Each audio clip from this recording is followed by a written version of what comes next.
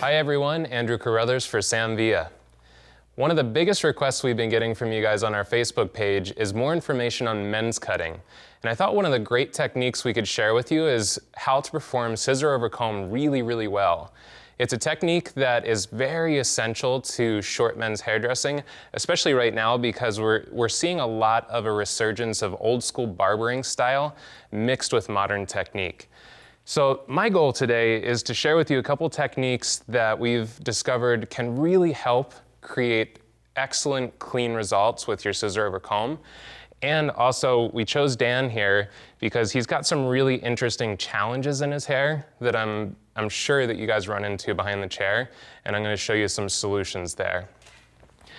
My tools are going to be simple. The 7-inch dry cutting shear is really essential to this. And here's why. It's not so much that it's a very long scissor so I can cut tons of hair off at once. There's two reasons that I use the 7-inch shear. One, because there is more weight to the blade, I glide through the hair much easier. Two, the blade is actually manufactured in a way that it grabs a hold of that dry hair and holds it instead of pushing it out of the blades. I'm sure a lot of you guys have that same frustration I always had where I do scissor over comb and it just keeps pushing the hair right out of the blade. This isn't going to do that to you. I'm going to use our long cutting comb in black because Dan's got blonde hair. By using the black comb, if I put that in there, you can see you have contrast between the hair and the comb, which is really essential for your scissor over comb work.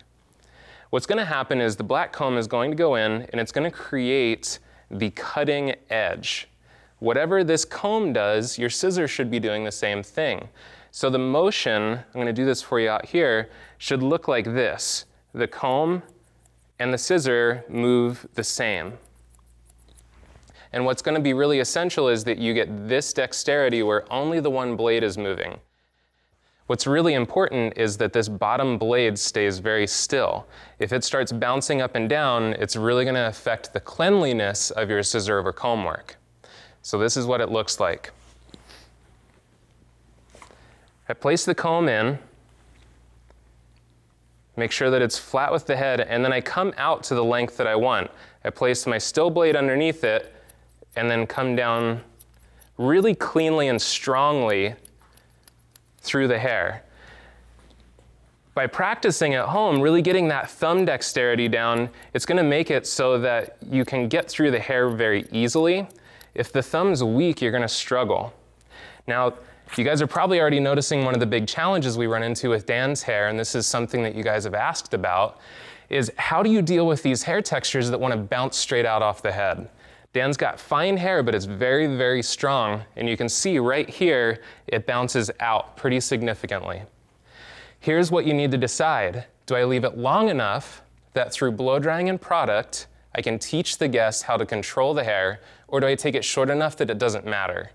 I'm gonna guess that 75% of the time, the guest is gonna ask you to just take it away. Guys are pretty low maintenance for the most part. So you can see that the hair is growing in this direction. What'll be important is to counter that direction with the comb. If I come straight up, you'll see it'll push that hair forward and out of the way. I need to come against the direction of the hair growth and work that hair away. And I'll start with not taking it too short initially. I'm going to start by making sure that I have enough hair there, because sometimes we go aggressive first and then we scalp them. So with this area, I want to make sure that I have enough length that he doesn't look bald, because he does have that blonde hair and that can be a challenge. But I want to make sure that I go short enough that I'm starting to get rid of that bounciness of the hair. So I have my guide set in, and again, I'm not using the full length of the blade. I'm actually using only about the first inch of the blade, and I need to think about working in almost 1-inch vertical sections. So I started with that 1-inch vertical section. I'm cutting another 1-inch vertical section, another 1-inch vertical section. I think a lot of times what happens with scissor over comb is we try and get quick and we cut lots and lots of hair. Now we have a flat line right there if we cut one solid line. And that flat line does not hug to the shape of the head. So What I'm going to do is make sure that I'm working up in those 1-inch vertical sections so that I can move along with the horizontal curvature of the head. And you can see every time I cut, I come back down and I comb the hair back into the place. So what you should get into the habit of with this comb is this movement, up and down, up and down.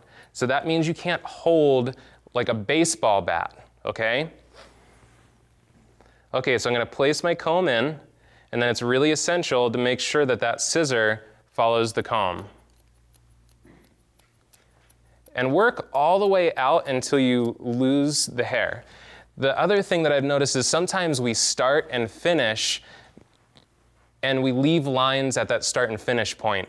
The way you don't get your lines at the start and finish point is that you make sure that you start the scissor moving right at the very bottom, and as you come up, you work all the way until you release out of the hair. So as I'm working into this corner, I'm not too worried about what's happening here because that's going to be another part of this overall haircut. So really, the scissor over comb work is leading into that second area. So let's go back here and just taper down the sideburn even more.